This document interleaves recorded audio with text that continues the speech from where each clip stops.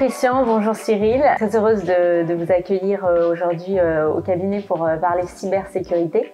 Première question, premier sujet, c'est les fuites de données.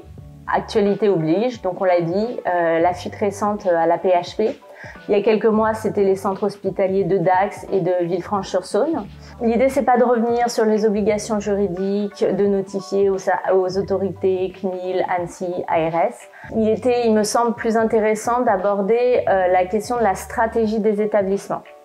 Donc, je me tourne vers vous. Est-ce que vous pensez que les établissements, et là, que ce soit aussi bien le public, le privé, le lucratif, le non lucratif, ont en fait pris la mesure de ces risques qui, on l'a vu aussi avec un exemple malheureux à Düsseldorf pour une clinique, ont quelquefois des conséquences vraiment désastreuses? Je pense que oui, puisque on a quelques indicateurs, notamment la sollicitation de la part des établissements sur les prestataires agréés ANSSI, les fameux PASSI, qui aujourd'hui sont saturés de demandes. Donc on voit bien que les établissements se sont mobilisés.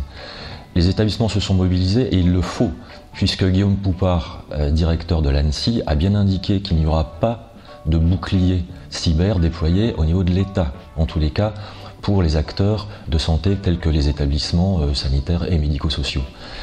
Et donc il y a nécessité de se mettre dans la configuration où l'État ne se substituera pas aux acteurs de terrain, et ce sont bien les acteurs de terrain qui devront mener les plans d'action pour améliorer le niveau de sécurité dans leurs établissements. Les établissements doivent se mobiliser pour justement aller chercher ces financements que tu évoquais tout à l'heure, ces financements qui vont être attribués sur la base de réponses d'appel à projets. Et donc dans les prochaines semaines, prochains mois, ces moyens vont être à disposition.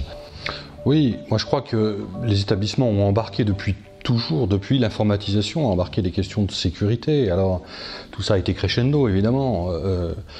J'ai l'habitude de dire que le risque a changé de nature ces derniers mois quand même. On l'a constaté durant le confinement où des groupes de hackers au niveau internationaux avaient dit on fera une pause, et pourtant c'est là où on a constaté que les établissements étaient potentiellement, peut-être, pour la première fois, réellement ciblés.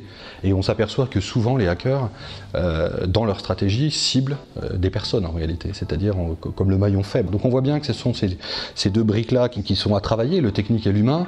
Et pour ça, les établissements ont une stratégie un peu à 360 degrés, c'est-à-dire qu'il y a une stratégie de formation, bien sûr, autour des ressources humaines, de formation des équipes techniques, mais aussi formation, accompagnement sur le long cours de nos utilisateurs.